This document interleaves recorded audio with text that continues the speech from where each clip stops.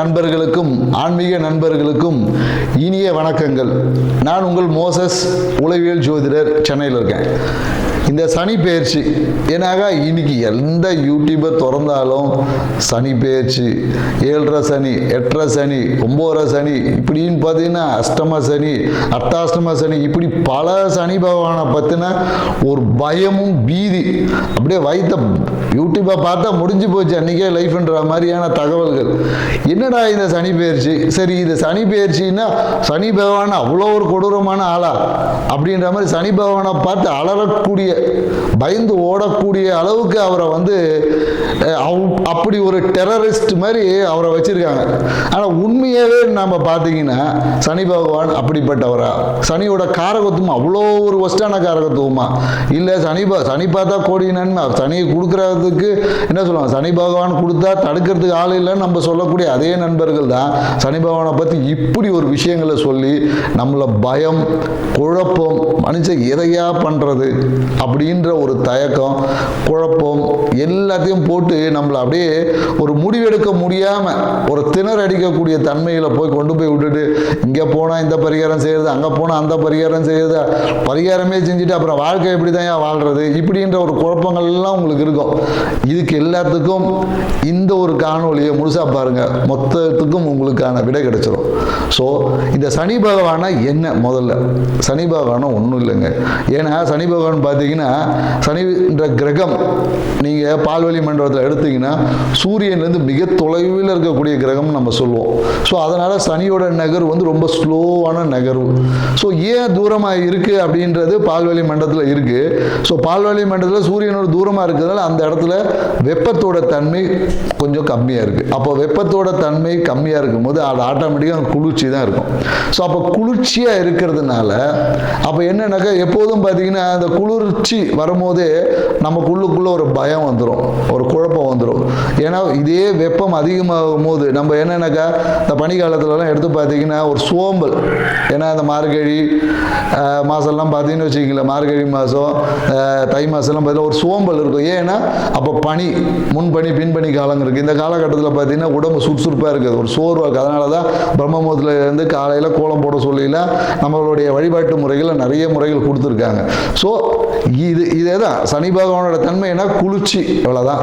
குளிர்ச்சினாவே அங்கே பயம், இருட்டு. ஸோ இவ்வளோதான் விஷயங்கள். ஏன்னா இந்த குளிர்ச்சி நம்ம உடம்புக்குள்ளே வந்துட்டாவே நம்மளுடைய விஷயங்கள் எல்லாமே பார்த்தீங்கன்னா பிரச்சனைக்குரியதாக மாறும். அதே குளிர்ச்சி தான் பல விஷயத்தை சரி பண்ணக்கூடியதாக இருக்குது. இப்போ ஏன்னா சனி பகவான் நிற்கக்கூடிய பாவம் சொல்லக்கூடிய அந்த 3, 6, 11 இந்த பாவத்தில் நின்னா நற்பலன்களை கொடுப்பாருன்னு சொல்கிறோம். மற்ற பாவங்கள் இருந்தால் கெடுபலன்களை கொடுப்பாருன்னு சொல்லி நம்மளோட ஜோதிட சாஸ்திரம் சொல்லுது. உண்மையாகவே நற்பலன் எப்படி கிடைக்குது, கெடுபலன் எப்படி நடக்குது, இவ்வளோதாங்க விஷயம். இதை தெரிஞ்சால் உங்கள் வாழ்க்கையில் இந்த சனி பயிற்சியில் எந்த சனி பயிற்சி வேணாலும், சனி எந்த பாவத்தில் இருந்தாலும் அதை நம்ம எதிர்கொள்ள முடியும். ஸோ இப்போ இந்த 3ஆம் பாவத்தில் சனி பகவான் இருக்கார். 3ஆம் பாவம் என்பது ஜோதிடத்தை பொறுத்தவரையும் விஜய வீரியஸ்தானம். ஸோ விஜய வீரியஸ்தானம், இந்த விஜய வீரியஸ்தானத்தில் சனி பகவானுக்குமா அந்த குளிர்ச்சி தன்மை வேணும். ஏன்னா அந்த இடத்துல நம்ம அதிகப்படியான வெப்பம் இருந்தால் என்ன ஆகும்னா நம்மளுடைய அந்த விந்தணுக்கள்னு சொல்லக்கூடிய எல்லாமே அந்த வீரியம் என்பது அடிபட்டு போகும். தேவையற்றத விரயம், உயிராற்றல் விரயம் அங்கே ஏற்பட்டுரும். அப்போ உயிராற்றல் விரயம் ஏற்பட்டால் நம்மளால் எந்த ஒரு விஷயத்தையும் முழுமையாக செய்ய முடியாது. நம்மளோட ஆயுள் என்பது குறையக்கூடிய வாய்ப்புகள் இருக்குது. ஏன்னா நம்மளோட வீரியம் எந்த அளவுக்கு, அதனால தான் நம்மளால் பார்த்தீங்கன்னா இந்த வீர விளையாட்டுகள்லாம் வச்சாங்க. எதுக்கு வச்சாங்க? அந்த காளை அடக்கிற போட்டிலாம் வச்சாங்க. ஏன்னா அந்த 3ஆம் பாவம் வலுக்கும் போது தான் அந்த மரணத்தை எதிர்த்து போராடக்கூடிய ஆற்றல் நமக்கு கிடைக்கும். ஸோ அப்போ அந்த 3ஆம் பாவத்தை எப்படி இருக்குன்னா கொஞ்சம் குளுமையாக இருக்கணும். குளுமையாக இருந்தால்தான் நம்மளோட அந்த உயிர் ஆற்றல் சொல்லக்கூடிய, ஏன்னா அதனால தான் சனி ஈஸ்வரன் பட்டம் எதுக்கு சும்மாவாக கொடுத்தாங்க? ஈஸ்வரனாவே என்னன்னா அவர் தான் ஆயுள் காரகன். அப்போ ஆயுள் எப்படி இருக்கும்? 3ல் சனி பகவான் இருந்தால் நம்மளோட வீரியம் என்பது அந்த வெப்பத்தினால் விரயம் ஆகாமல் வீரியம் என்பது நீண்டதாக இருக்கும். ஸோ அப்போது நம்ம எடுக்கக்கூடிய காரியங்கள் எல்லாம் நிதானமாக எடுத்து வெற்றி அடையக்கூடிய வாய்ப்புகள் ஆட்டோமேட்டிக்காக வந்துடும். அடுத்தது பார்த்தீங்கன்னா இந்த 6ஆம் பாவத்தில் சனி இருந்தால் 6ஆம் பாவம்னா ருணரோக சத்துரு பாவம். ஸோ இந்த பாவம் என்ன பண்ணும் அப்படின்னு பார்த்தீங்கன்னா வச்சுங்களேன், ஒரு மனுஷனுக்கு ஒரு வியாதி எதனால் வருது அப்படின்னு சொல்லி மருத்துவம் சொல்லுதுன்னா வெப்பத்தால் தான் வருது. அதாவது என்ன சொல்லுவாங்கன்னா மருத்துவத்தில் என்னடா இது ரொம்ப மருத்துவமாக பேசுகிறேன்னு சொல்லு, ஏன்னா இன்னைக்கு வாழ்வியலுக்கு இதுதான் தேவை இருக்குது. உங்கள் வாழ்வியலை ஒட்டி தாங்க ஜாதகமும் நடக்குது, எல்லாமே இருக்குது. ஸோ அல்கலைன் அசிடிக் கண்டிஷன், உங்கள் உடம்பு எப்போ அசிடிக் கண்டிஷன் வருதோ, அசிடிக் கண்டிஷன் என்பது வெப்பம், அல்கலைன் என்பது குளிர்ச்சி. அப்போ நீங்கள் குளிர்ச்சி என்பது சனி பகவான் தான் குளிர்ச்சி. அங்கே குளிர்ச்சி அல்கலைன் என்பதே சனி பகவான். ஏன்னா நீங்கள் லெமன் சால்ட் போடும் போது அது அல்கலைன் வாட்டர். அப்போ அல்கலைன் சனியோட காரகத்துவம் தான் எலுமிச்சம் பழமே. ஸோ அப்போ அங்கன்னா அல்கலைன் வாட்டர் என்பது சனி பகவான் தான். அப்போ கேன்சரை குணமாக்கக்கூடிய ஆற்றல் கூட அதில் இருக்குன்னு தான் சொல்லுவோம். அல்கலைன் வாட்டர் குடித்தா கேன்சரை குணமாகும் என்று இன்னைக்கு மருத்துவம் ஒத்துக்குது. ஸோ அப்போது அந்த ருணரோக சத்துரு 6ஆம் பாவத்தை சனி பகவான் இருந்தால் இருக்கக்கூடிய மொத்த நோயும் காலி, நோயே இல்லை. எதிரி என்பதே நமக்கு கிடையாது, எதிரியே நண்பன் ஆயிடுவான். ஸோ அப்போ அந்த இடத்துல நம்ம வந்து வெப்பம் அதிகமாக இருக்கணுமோ, அது என்னது நம்ம கேன்சர், இன்னைக்கு எய்ட்ஸ், இன்னைக்கு சொல்லக்கூடியத பல வியாதிகள் எதனால் வருதுன்னா உடலில் அசிடிக் கண்டிஷன், அதாவது வெப்பம் அதிகமாக வருது. அந்த இடத்துல நமக்கு குளிர்ச்சி ஏற்படும் போது அதுவே குணமாக்கும் மருந்தாக இருக்குது. ஸோ அதனால் சனி பகவான் 6ல் இருந்தால் அபரிவிதமான நல்ல பலன் சொல்கிறேன். அதே 11ஆம் பாவம் லாபஸ்தானம், மனமகிழ்ச்சி. இப்போ லாபம் மனமகிழ்ச்சி எங்கே இருக்கும்னா இப்போ நம்ம மனமகிழ்ச்சிக்காக எங்கே போகிறோம், ஊட்டி கொடைக்கானல் தான். ஊட்டி கொடைக்கானல்னா என்ன, குளிர்ச்சியான பிரதேசங்கள், மலை பிரதேசம் போகும்போது ஹாப்பியாக ஹனிமூன்லாம் போகிறாங்க. எதுக்கு போகிறாங்க, குளிர்ச்சி. அப்போ அந்த குளிர்ச்சி இருக்கும்போது தான் மனம் என்பது மகிழ்ச்சி அடையும். மனம் என்பது தேவையில்லாமல் எங்கே, மனம் என்பது அதிகப்படியான வெப்பத்தினால மனம் என்பது அலைபாயும். ஆனால் அந்த இடத்துல அலை போயாமல் அப்படியே கூலாக நிற்கும் போது உங்கள் லாபம் மன மகிழ்ச்சியெல்லாம் பெருகும். ஸோ அப்போ இந்த சனி பெயர்ச்சி, ஏன்னா இந்த அறிவியல் பூர்வமாக சில விஷயங்களை ஏன் இங்கே நம்ம சொல்கிறோன்னா, எல்லாரும் ஆன்மீக ரீதியாக நிறைய கருத்துக்கள் சொல்லியிருப்பாங்க. இங்கே அறிவியல் பூர்வமாக ஏன் சொல்லணும்னா, இன்னைக்கு மக்கள் அறிவியலை தான் நம்புற, அறிவியல் சொல்ல தான் ஏற்றுக்கு நம்ம இன்னைக்கு போகிறோம்.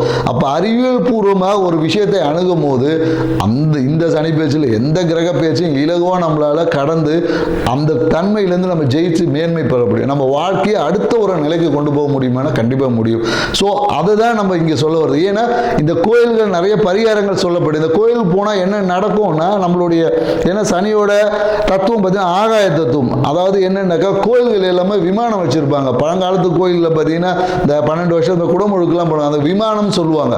அந்த விமானம் என்பது என்னன்னாக்கா பிரபஞ்சத்தோட தொடர்பு இருக்கும். அப்போ அந்த விமானத்தின் வழியாக நீங்கள் கோயிலுக்கு போக உங்களோட ஆகாய தத்துவம் என்பது விரிவடையும்.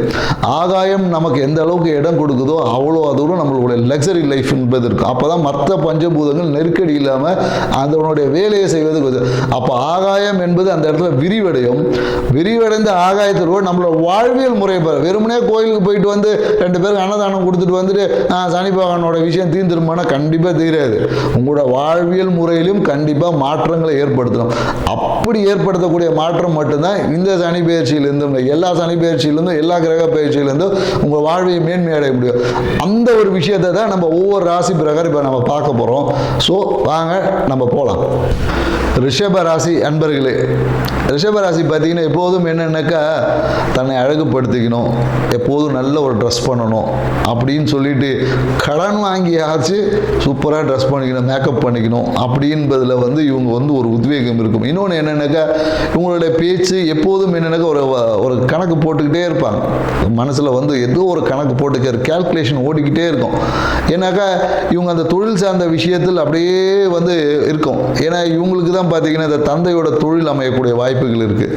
ஸோ தந்தை தொழிலை செய்யக்கூடிய அமைப்பு பார்த்தீங்கன்னா ரிஷபராசிக்காரங்களுக்கு இருக்குது. ஏன்னா இவங்க எப்போதும் அந்த கேல்குலேஷனே போட்டுட்டு இருக்கிறதுனால இவங்களோட நட்பு வட்டம் எப்படி இருக்குன்னா தேவைக்கு ஏற்றா தான் பழகுவாங்க. இவங்க தேவைன்னா உடனே ஃபோன் வச்சு வேலை முடிஞ்சதுக்கப்புறம் அப்படியே இவங்க பிஸி ஆகிடுவாங்க, அந்த நட்பை அப்படியே விட்டுருவாங்க. ஸோ இந்த மாதிரி சூழலுக்கு ஏற்ற மாதிரி தன்னை மாற்றிக்கொள்ளக்கூடிய அமைப்பு இவங்களுக்கு இருக்குது. இந்த சனி பயிற்சி இவங்களுக்கு எப்படி இருக்கும் அப்படின்றத இப்போ நம்ம பார்க்க போகிறோம். ஸோ இந்த சனி பயிற்சி பார்த்தீங்கன்னா இவ்வளோ நாள் என்னடா இது தொழிலில் நம்ம பண்ணோம், இவ்வளோ முயற்சிகள் எடுக்கிறோம், ஒன்றுமே ஒர்க் அவுட் ஆகலையே, அவ்வளோ அழுத்தம், வேலை பளு, இதெல்லாத்துக்கும் பலனை அனுபவிக்கக்கூடிய காலமாக தான் இந்த காலம் இருக்குது. ஸோ இந்த சனி பயிற்சி உங்களுக்கு பார்த்தீங்கன்னா லாப சனியாக இருக்குது. ஸோ லாப சனி என்பது என்ன பண்ண, இவ்வளோ நாள் நீங்கள் செய்த அனைத்து விஷயங்களையும் அப்படியே அந்த லாபத்தை அள்ளிக்க கொடுக்க ஒரு விஷயமா உங்களுக்கு இருக்குது. ஸோ இவ்வளோ நாள் பார்த்தீங்கன்னா நீங்கள் எடுத்த முயற்சிகளுக்கு ஏதோ ஒரு பிரச்சனை, தடை, பஞ்சாயத்தே வந்திருக்கும், சொல்ல முடியாது. கோர்ட்டு கேஸ் எங்கேயாவது நீங்கள் போயிட்டு கையெழுத்து போட்டு எங்கேயாவது ஒரு ஷூரிட்டி போட்டு எங்கேயாவது மாட்டி கோர்ட்டு கேஸ்லாம் இருந்திருக்கக்கூடிய வாய்ப்புகள் இருந்துச்சு. இது எல்லாமே இப்போ பாக்கியமாக மாறும். உங்களுடைய இளைய சகோதரர் நீங்கள் இப்போ கையெழுத்து போடுற அக்ரிமெண்ட் எல்லாமே பார்த்தீங்கன்னா அந்த சக்ஸஸ் வெற்றியின் அக்ரிமெண்ட்டாக தான் இருக்கும். அந்த சக்ஸஸோட அக்ரிமெண்ட்டை போடக்கூடிய காலகட்டமாக இருக்குது. தொழில் சார்ந்த கான்ட்ராக்ட் எல்லாமே இப்போ வந்து லாபகரமாக மாறும். ஸோ மேலும் உங்களுடைய வாழ்க்கை துணை இவ்வளோ நாள் என்னடா இது நம்ம கல்யாணம் ஆகுமான்னு நினைத்த எல்லாருக்கும் இப்போ கல்யாணம். ஆனால் ஒரே ஒரு விஷயம் என்னென்னாக்கா இந்த காலகட்டத்தில் இந்த ரிஷபராசிக்காருக்கு இந்த காதல் திருமணம் என்பது பிரச்சனைக்குரியதாக இருக்குது. காதல் திருமணம் கைகூடுமானா கொஞ்சம் பிரச்சனைக்கு அப்புறமா தான் கைகூடும். மேலும் திருமண வாய்ப்புகள் இருக்குது. 2ஆம் திருமணத்துக்கு காத்திருக்கிறவங்களுக்கெல்லாம் இப்போல்லாம் திருமணம் பொண்ணுலாம் வந்து ஜாதகம் ஆல்ரெடி வந்து இருக்கும். நேரம் நீங்கள் பார்க்கும் போதே உங்களுக்கு ஜாதக அமைப்பெல்லாம் வந்திருக்கும். ஸோ வாழ்க்கை இருக்கு. ஸோ அதே போல் என்னென்னாக்கா ரிஷபராசி இல்லை இந்த ஆண்களுக்கு நீங்கள் வந்து குழந்தை பேருக்கான வாய்ப்புகள் இருக்குது. ஸோ பெண்களாக இருந்தாங்கன்னா அவங்க வந்து மருத்துவம் சிகிச்சையை எதுக்கும் டாக்டரை கொஞ்சம் கன்சல்ட் பண்ணிக்கோங்க. கன்சல்ட் பண்ணதுக்கு அப்புறமா இவங்களுக்கான குழந்தை பேருக்கான பாக்கியம் இருக்கானா இந்த வருஷம் கண்டிப்பாக இருக்குது. மேலும் என்னென்னாக்கா உங்களுக்கு அந்த தொழில் சார்ந்த விஷயத்தில் லாபம் இருக்குது. தந்தை சார்ந்த விஷயத்தில் ஒரு அனுகூலமாக இருக்கும். தந்தை அப்பாவே காசு கொடுப்பாரு, பிஸ்னஸை ஸ்டார்ட் பண்ணுப்பா நானே ஆரம்பித்து வைக்கிறேன் அந்த மாதிரி கொடுப்பாரு. ஸோ ஆனால் இவங்க ஒரே ஒரு விஷயத்தில் கவனம் செலுத்த வேண்டும். என்னன்னாக்கா இவங்களுடைய அதாவது என்னன்னாக்கா இவங்களுக்கு அந்த எப்படி சொல்றதுன்னா இந்த ஆசன வாய் சார்ந்த விஷயம், இந்த மலச்சிக்கல் இந்த மாதிரியான விஷயங்கள் இல்லை என்றால் இவங்களுக்கு எந்த சிக்கலுமே இல்லை. ஆனால் இவங்களுக்கு இந்த காலகட்டத்தில் ஏன்னா குரு பயிற்சி இதெல்லாம் வரக்கூடிய காலகட்டமாக இருக்குது. இந்த காலகட்டத்தில் அதற்கான சிகிச்சை செய்து கொள்ளுங்கன்னா உங்கள் வாழ்க்கையில் எந்த சிக்கலும் இல்லை. ஸோ ரிஷபராசிக்காரங்களுக்கு ஒரே ஒரு விஷயத்தை மட்டும் சொல்லலாம், காலையில் உடற்பயிற்சி என்பது மஸ்ட். ஸோ காலை உடற்பயிற்சி என்பது கம்பல்சரியாக வேணும். அதே போல் என்னென்னாக்கா மனசில் இந்த பழைய விஷயங்கள் இருக்கும். இந்த பழைய விஷயங்களை போட்டு நோண்டி கொள்ளாமல் புதுசாக பிறந்தோம், நியூ இயருக்கு அப்போ எப்படி புதுசாக பிறந்தோம், புது ஒரு இனோவேட்டிவ் புது தாட் ஃபார்மிங்கோட இந்த வருஷத்தை நீங்கள் எதிர்கொண்டீங்கன்னா உங்களுக்கு எந்த பரிகாரமே தேவையில்லை. ஒன்றே ஒரு விஷயத்தை மட்டும் நீங்கள் காலையில் உடற்பயிற்சியை செய்ய ஆரம்பிச்சிங்கன்னா உங்கள் வாழ்க்கையில் எப்போதும் மன மகிழ்ச்சி இருக்கான்னா கண்டிப்பாக இருக்குது. ஸோ நீங்கள் எங்கேயாவது ஒரு கோயிலுக்கு, ஏன்னா இந்த காலகட்டத்தில் நம்ம ஏதாவது ஒரு கோயில் போகணும் அப்படின்னு நீங்கள் தான் என்ன பண்ணணும்னா குலதெய்வத்துக்கு நெய் விளக்கை ஏற்றணும். ஏன்னா குலதெய்வத்துக்கு நெய் விளக்கை ஏற்றும் போது உங்கள் வாழ்க்கை பிரகாசிக்கும். அந்த நெய் எப்படி எரிஞ்சு பிரகாசமாகுதோ உங்கள் வாழ்க்கை மிகப்பெரிய ஒரு பிரகாசத்துக்குள்ளே வரப்போகுது.